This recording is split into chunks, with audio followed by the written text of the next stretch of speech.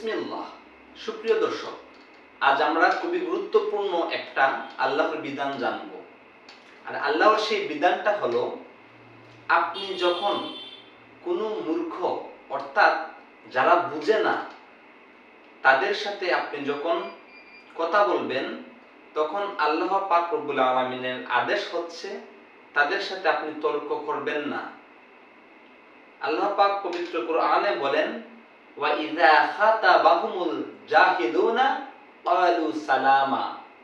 যখন তোমার কাছে কোনো মূর্খ ব্যক্তি তর্ক করতে চায় তোমার সাথে, তখন তুমি তর্ক করবে না, তুমি বলবে তাদেরকে সালাম, তোমাদের উপর শান্তি বর্ষিত হোক।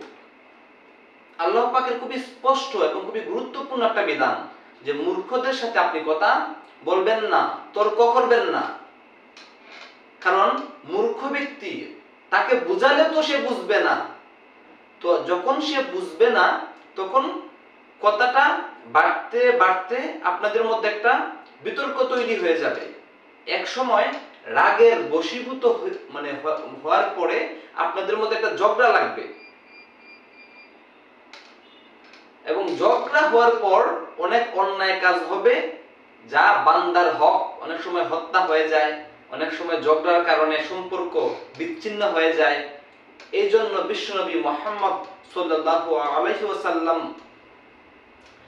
অন্যান্য অনেক হাদিসে নিষেধ করেছেন যে তুমি তর্ক করো না, যারা বুঝে না মূর্খ মানুষ তাদের সাথে তুমি তর্ক করো না, তাদেরকে ভালোবাসো, তাদেরকে সম্মান করো, তাদেরকে শ্রদ্ধা করো, কিন্তু তাদের সাথে তর্ক অথবা ঝগড়াতে লিপ্ত হবে না।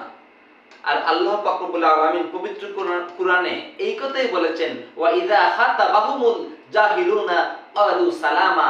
আর যখন কোনো মূর্খ ব্যক্তি তোমার সাথে তর্ক করার জন্য আসবে, তুমি তর্ক করবে না, তুমি বলবে ক্বালু সালামা, তুমি বলবে আপনার উপর শান্তি বর্ষিত হোক।